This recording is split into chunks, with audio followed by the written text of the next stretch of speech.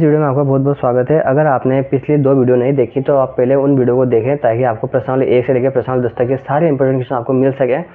उसके बाद देखिए इस वाली वीडियो में अपन सबसे प्रश्नावली 11 से लेकर जितने भी आपकी प्रश्नावली की आखिरी प्रश्नावली तक के जितने भी सवाल हैं सभी सवालों के अपन इंपॉर्टेंट क्वेश्चन आप देखने वाले हैं।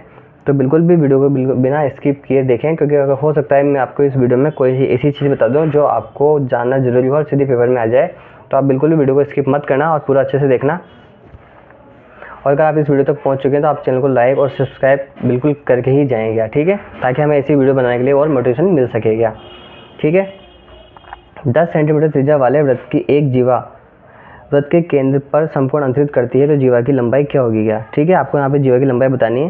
सीधा सीधा इसका सूत्र होता है √2 से इसको गुणा करना होता है, तो 10√2 इसका आंसर यहाँ पे हो जाएगा। यहाँ पे 10 दे रखा था तो 10√2 सीधा इसका आंसर हो जाएगा क्या, भुजा इंटू √2 का वाला फॉर्मूला होता है ये वाला, ठीक है। अगला सवाल दे रखा है अपन को यहाँ पे, एक घड़ी के मिनट की सुई द्वारा 20 मिनट में केंद्र पर अंतरित कोण का मान अपन को बताना है। बिल्कुल इसी प्रकार से आपके क्वेश्चन पेपर में पूछे जाएंगे क्या, ठीक है। अगला दे रखा है, उस त्रिज्या खंड का क्षेत्रफल ज्ञात कीजिए जिसके चाप की लंबाई 10 सेंटीमीटर हो, त्रिज्या यहाँ पे 6 सेंटीमीटर दे रखी हो। ये आपके हाफ ईयरली में पूछा गया था, तो अब संभावना रहेगी कि इसी टाइप के क्वेश्चन आपके पेपर में पूछे जाएंगे। तो आप इस सवाल को अच्छे से कंप्लीट करके जाएँ। अगला सवाल दे रखा है, 21 सेंटीमीटर त्रिज्या वाले वृत्त के काटे गए त्रिज्यखंड का कोण यहाँ पे दे रखा है आपको 60 डिग्री। त्रिज्यखंड के चाप की लंबाई भी और उसका क्षेत्रफल भी आपको यहाँ पे ज्ञात करना है क्या, ठीक है।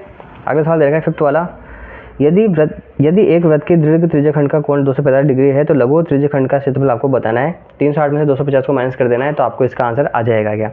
अगला सवाल दे रखा है आपको यहाँ पे कि 6 सेंटीमीटर त्रिज्या वाले वृत्त के एक त्रिज्यखंड का क्षेत्रफल ज्ञात कीजिए जिसका कोण 60 डिग्री आपके वहाँ पे होना चाहिए क्या, ठीक है। तो इस प्रकार से आपके 6 क्वेश्चन बहुत ज़्यादा इंपॉर्टेंट थे, तो मैंने आपके लिए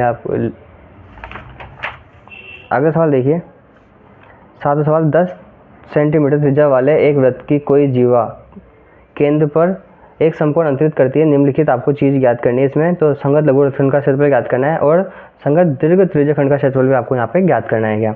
8वां सवाल देखिए, 8 सवाल में आपको 3 पार्ट दे रखे हैं, आपको इन तीनों पार्टों को अच्छे से कंप्लीट करना है क्या। तो ये प्रश्नावली 11 के आपके सारे महत्वपूर्ण प्रश्न थे जो कि मैंने यहाँ पे कंप्लीट करवा दिए हैं। अगर आपने इन सभी को अच्छे से देखा तो आपका कोई सा सवाल आ जाए आपको गलत नहीं होगा क्या, ठीक है। और आप ये ध्यान रखें, एक मिनट की सुई 6 डिग्री कोण अंतरित करती है। अगला सवाल देखिए, एक ठोस अर्धगोले की त्रिज्या आपको यहाँ पे दे रखी है 7 सेंटीमीटर हो तो इसका संपूर्ण पृष्ठीय क्षेत्रफल ज्ञात कीजिए। आपके लिए इसमें बिल्कुल छोटे छोटे सवाल जो हैं आपके लिए बहुत ज़्यादा इंपॉर्टेंट रहने वाले हैं। इसमें से बिल्कुल छोटे छोटे सवाल आपसे पूछे जाएंगे क्या, तो जितना हो सके प्रैक्टिस करें छोटे छोटे सवालों की, ठीक है। और स्पेशली मैं कहूँगा कि 9th क्लास की जितने भी सवाल हैं इस प्रश्न से रिलेटेड आपको सारे करके जाने के क्वेश्चन वहाँ से पेपर में पूछे जाते हैं क्या, ठीक है। आगे दे रखा है, यदि किसी शंकु की ऊंचाई और त्रिज्या क्रमशः 12 और 5 सेंटीमीटर हो तो इसका वक्र क्षेत्रफल आपको ज्ञात करना है क्या, ठीक है। और पाई का मान जो है आपको पाई का मान रखना नहीं है इसमें, बिल्कुल ऐसे सोल्व करना है क्या, ठीक है। एक घन का संपूर्ण पृष्ठीय क्षेत्रफल 1014 वर्ग मीटर है तो घन की भुजा आपको बतानी है, घन की भुजा इसमें कितनी होगी क्या, ठीक है। ऑप्शन भी आपको दे रखे हैं इसमें। 4th वाला क्वेश्चन देखिए, यदि एक अर्धगोले का संपूर्ण पृष्ठीय क्षेत्रफल 48 दे रखा हो 48 पाई तो आपको उसकी त्रिज्या की लंबाई बतानी है कि इसकी त्रिज्या की लंबाई कितनी रहेगी क्या। अगला सवाल दे रखा है, एक बेलन जिसकी ऊंचाई 3 सेंटीमीटर है तो बेलन का वक्र पृष्ठीय क्षेत्रफल 66 सेंटीमीटर स्क्वायर है तो उसकी त्रिज्या आपको बतानी है कि इसकी त्रिज्या कितनी होगी क्या, ठीक है। आगे देखिए 6ठा प्रश्न में, एक ठोस गोले का व्यास दे रखा है आपको 6 सेंटीमीटर तो उस गोले का आयतन आपको बताना है क्या, ठीक है। उस ठोस गोले का अर्धगोले का संपूर्ण पृष्ठीय क्षेत्रफल आपको दे रखा है इसमें 662 वर्ग सेमी है तो त्रिज्या आपको बताने की त्रिज्या कितनी होगी क्या, ठीक है। अगला सवाल दे रखा है, एक बेलन की ऊंचाई 11 सेंटीमीटर है और उसका वक्र पृष्ठीय क्षेत्रफल 968 दे रखा है आपको, तो बेलन की त्रिज्या कितनी होगी ये आपको इसमें बताना है क्या, ठीक है। इस प्रकार से आपका 9वां प्रश्न और 10वां प्रश्न रहेगा, ठीक है। और मैं आपको एक चीज़ सजेस्ट करूँगा कि आपको इसके सारे फॉर्मूले अच्छे से लर्न करके चलना है, क्योंकि फॉर्मूले अगर आपको फॉर्मूला अच्छे से याद है तो आप उसका सूत्र गलत मतलब उस सवाल को गलत नहीं कर सकते क्या, ठीक है। तो आपको उसके सारे सूत्र अच्छे से याद करना है, बिल्कुल पेपर के 1 दिन या 2 दिन पहले आप उसको अच्छे से याद करें और बार बार उसको रिपीट करते रहें ताकि उसको भूले नहीं क्या, ठीक है। तो देखिए अगले जो 3 प्रश्न रहेंगे वो इस प्रकार से रहेंगे, ये लकड़ी वाला प्रश्न आपके रहेगा, एक बर्तन वाला सवाल रहेगा और एक ऊंचाई वाला सवाल रहेगा क्या। तो ये इस प्रकार से आपके 3 प्रश्न यहाँ पे रहने वाले हैं, तो आप इन 3 सवालों को भी अच्छे से कंप्लीट करेंगे, ठीक है। एक बार अच्छे से इसका स्क्रीनशॉट ले लें।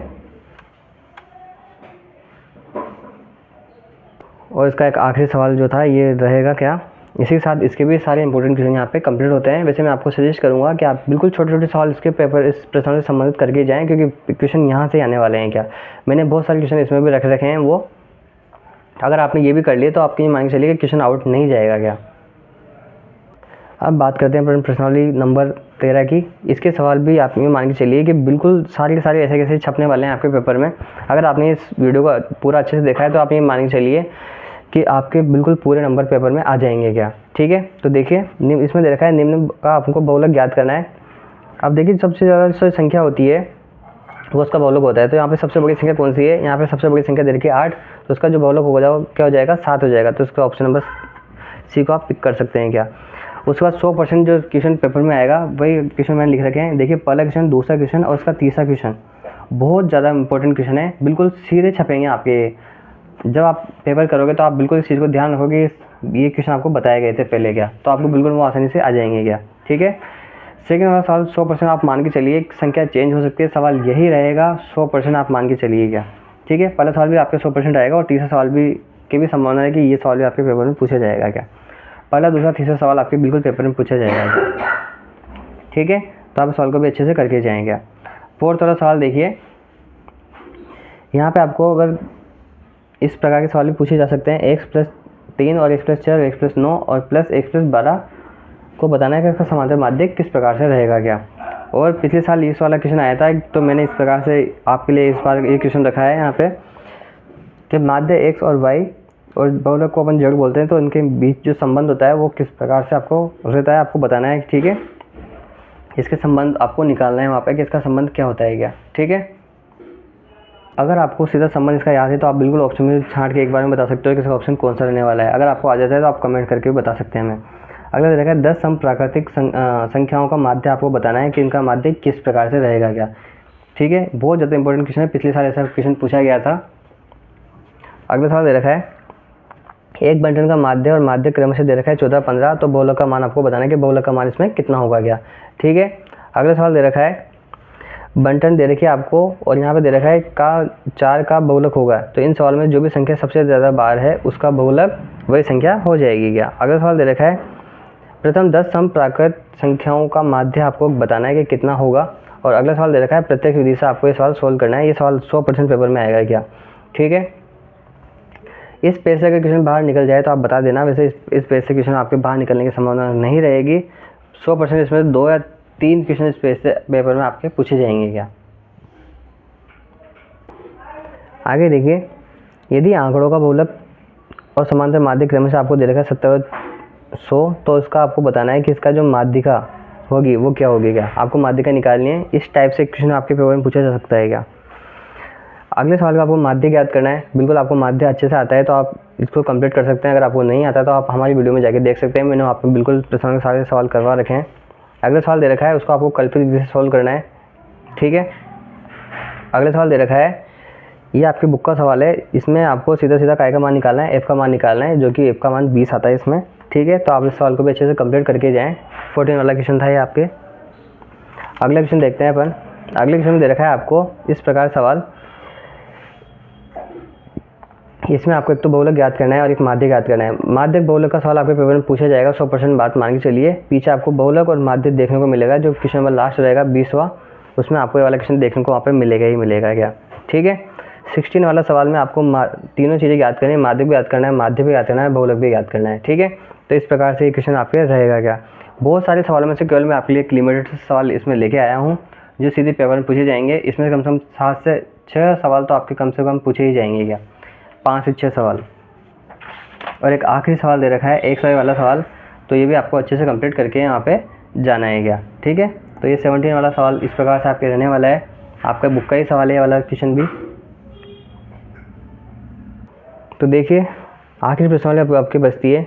ठीक है, तो इसमें आपको बताना है कि इसमें कौन सा आंसर आएगा। अभी पेपर हाल ही में पेपर हुआ था एमपी बोर्ड का, तो वहाँ पे सीधे सीधे आपके वाला क्वेश्चन पूछा गया था और आपके आरबीएससी में मान के चलिए कि इसी टाइप के क्वेश्चन पूछे जाएंगे। इस पहले वाले क्वेश्चन में जिसके 5 सवाल दे रखे हैं उनमें से आपके एक सवाल पेपर में 100% पूछे जाने की गारंटी रहेगी। तो आप इन सवालों को अच्छे से कंप्लीट करके जाएँ। ठीक है, उस घटना की प्रायिकता ज्ञात करनी है आपको जो घटित नहीं हो सकती। ऐसी घटना को क्या कहते हैं? अब देखो ऐसी घटना कौन सी हो सकती है आपको बताना है, इसमें क्या आंसर आएगा इसका। अगला दे रखा है उस घटना की प्रायिकता ज्ञात करने, इसका घटित होना निश्चित होता है, उसे कौन सी घटना कहेंगे, ठीक है, आपको यहाँ पे बताना है क्या। अगला सवाल दे रखा है किसी प्रयोग के सभी प्रारंभिक घटनाओं का योग कितना होता है, तो उसका प्रारंभिक घटनाओं का योग 1 होता है, ठीक है। अगर आपको याद था तो आप बिल्कुल कमेंट करके लिख सकते हैं। अगर आपको सभी क्वेश्चन के आंसर आ जाते हैं तो आप बिल्कुल कमेंट बॉक्स में करके लिख सकते हैं क्या। अगर आपको वीडियो अच्छी लगती है तो आप इसको सब्सक्राइब भी कर सकते हैं क्या। किसी घटना की प्रायिकता आपको बताने है कि इससे बड़ी और इससे बराबर होती है तथा इससे छोटी तथा इसके बराबर होती है, तो ठीक है, आप यहाँ लिख सकते हो 0 से तो बड़ी होगी या उसके बराबर भी हो सकती है, और 1 से छोटी या उसके बराबर भी हो सकती है, ठीक है। यहाँ पे 0, यहाँ पे 1 आ जाएगा क्या। अगला सवाल है इस टाइप के क्वेश्चन आपके पेपर में पूछे जा सकते हैं। यहाँ पे दे रखा है पीई का मान आपको 0.5 दे रखा है, पीई नहीं होने का मान पूछा है तो इसका मान हो जाएगा 0.95, ठीक है। अगला सवाल दे रखा है 52 पत्तों की गड्डी में से एक पत्ता खींचा जाए तो उस पत्ते में आपको बताना है कि राजा या ईंट का पत्ता होने की प्रायिकता क्या रहेगी, ठीक है। आप इसमें बता सकते हैं कि इसका आंसर क्या आएगा। अगर आपको आ जाता है तो आप कमेंट बॉक्स में लिख सकते हैं क्या। अगला देखिए एक फांसे को फेंकने पर एक विषम संख्या आने की प्रायिकता बतानी है आपको, एक उसका आंसर 1/2 हो जाएगा। अगला सवाल दे रखा है एक फांसे पर 3 का गुणज आने की प्रायिकता, तो देखो एक फांसे में कुल 6 अंक होते हैं तो 3 का गुणज कौन सा होगा, तो 3 हो सकता है, 1 6 हो सकता है, तो उसका आंसर हो जाएगा 2/6 बराबर 1/3, ठीक है। अगर आपको ऑप्शन इस प्रकार दे दी जाए वहाँ पे तो आपको कंफ्यूज नहीं होना है, आपको सीधा पहले सवाल सॉल्व करना है, उसके बाद ऑप्शन देखना है। अगर आपको ऑप्शन मिलता है तो आपका सवाल बिल्कुल वहीं सही हो जाएगा क्या। अगला दे रखा है एक अच्छी प्रकार से फटे गए 52 पत्तों की गड्डी में से एक पत्ता निकाला जाता है, इक्का नहीं होने की प्रायिकता आपको बतानी है। अगर इक्का नहीं होगा तो आपको क्या करना है, 4 इक्के हटा देना है, तो 38/52 करके इसका सॉल्व करना है आपको। अगला सवाल दे रखा है आपको यहाँ पे एक थैले में 3 लाल और 5 काली गेंद है, इन थैले में से एक यादृच्छिक निकाली जाती है, तो इसकी प्रायिकता आपको बतानी है कि जो गेंद होगी वो लाल होगी या लाल नहीं होगी क्या, ठीक है। पहले लाल होने की निकालनी है फिर नहीं होने की निकालनी है। अगर आपको सीधा ऐसे बोल दे कि लाल नहीं होगी तो आपको पहले होने की निकालनी है, उसके बाद नहीं होने की निकालनी है, ठीक है। अगला सवाल दे रखा है एक डिब्बे में 5 लाल कंचे, 8 सफ़ेद कंचे और 4 हरे कंचे हैं, इस डिब्बे में से एक कंचा यादृच्छिक निकाला जाता है, इसकी क्या प्रायिकता रहेगी कि निकाला गया कंचा लाल है, सफ़ेद है या हरा नहीं है, ठीक है। अब हरा नहीं है मतलब पहले हरा होने की निकालनी है फिर हरा नहीं होने की निकालनी है आपको, एक में से घटा के, ठीक है। तो इस प्रकार से इसके 8 क्वेश्चन रहने वाले थे ये, ठीक है। उसके बाद अपन अगले प्रश्न की बात करते हैं 90 वाले की। तो देखिए आपको एक फांसा फेंका जाता है, ठीक है, एक फांसा फेंका जाता है, निम्नलिखित आपको प्रायिकता बतानी है कि एक अभाज्य संख्या, 2 से 6 के बीच की संख्या, एक विषम संख्या, ठीक है। इन तीनों में से आपके क्वेश्चन पेपर में पूछा जा सकता है, तो आप इसको अच्छे से कंप्लीट करके जाएँ। सभी का आंसर 1/2 ही आएगा। एक पेटी में 30 डेस्क हैं जिन पर 1 से लेकर 30 तक की संख्याएं अंकित कर रखी हैं, इस पेटी में से एक याद से निकाला जाता है, इसकी प्रायिकता बताने कि वो डिस्क पे जो अंक था वो कौन सा था, 2 अंकों की एक संख्या था, एक पूर्ण वर्ग संख्या था, ठीक है। अच्छे से करके जाएं सवाल को भी आप। अगला सवाल दे रखा है, ये भी एमपी बोर्ड में पूछा गया प्रश्न है और आपके आरबीसी में पूछा जा सकता है। 2 खिलाड़ी ए और बी टेनिस के एक मैच खेलते हैं, ये ज्ञात है कि ए के जीतने की प्रायिकता 0.38 है, तो बी के आपको निकालने हैं, तो एक में से घटा देना है आपको, एक में से 0.38 को घटा दोगे तो आपको आराम से वहाँ पे आ जाएगा। वैसे इसका आंसर आएगा 0.62। अगला सवाल दे रखा है 52 पत्तों की एक अच्छी प्रकार से फेंटी गई गड्डी में से एक पत्ता निकाला जाता है, निम्नलिखित आपको प्रायिकता ज्ञात करनी है कि लाल रंग का बादशाह, तो लाल रंग के बादशाह कितने होते हैं, ताश में 2 होते हैं, तो 2/52 1/26 का आंसर लिख सकते हैं। अगला पूछा है एक फेस कार्ड, फेस कार्ड का मतलब होता है तस्वीर वाले पत्ते, तस्वीर के पत्ते ताश में 12 होते हैं, तो 12/52 करके आप इसको निकाल सकते हैं। अगर देखा है लाल रंग के तस्वीर वाला पत्ता होने की प्रायिकता आपको बतानी है कि लाल रंग के तस्वीर वाले पत्ते कितने होते हैं, 6 होते हैं, तो 6/52 कर देना आप इसमें। अगला देखा है पान का गुलाम हुक्म का पत्ता, तो पान का गुलाम 1 होता है, 1/52 हो जाएगा, हुक्म के पत्ते 13 होते हैं, 13/52 आ जाएगा। इसको काट के भी सोल्व करना है आपको।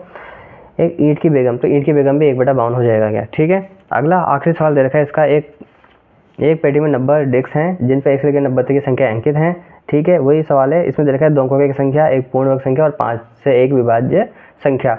अगर आपको प्रश्नावली पूरी अच्छे से सोल्व देखनी है तो मैंने बिल्कुल बहुत ही कम टाइम में आपकी प्रश्नावली 14 जो है मैंने आप करवा रखी है, तो वहाँ जाके आप इसको एक बार अच्छे से देख सकते हैं।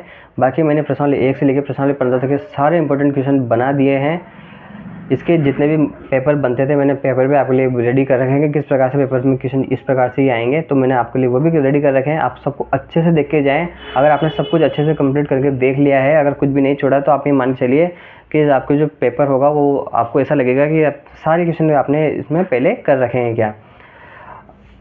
तो इसी के साथ ये वीडियो यहाँ पे समाप्त होती है। अगर आपने इस पूरी वीडियो को अच्छे से देखा है तो इसको आप लाइक करें, शेयर करें, सब्सक्राइब करें और अधिक से अधिक इसको शेयर करें, ताकि हमें और अच्छे से मोटिवेशन मिल सके, ताकि हम आपके लिए आगामी जितने भी पेपर हैं उन सबकी वीडियो इस प्रकार से लाते रहें। तब तक के लिए धन्यवाद।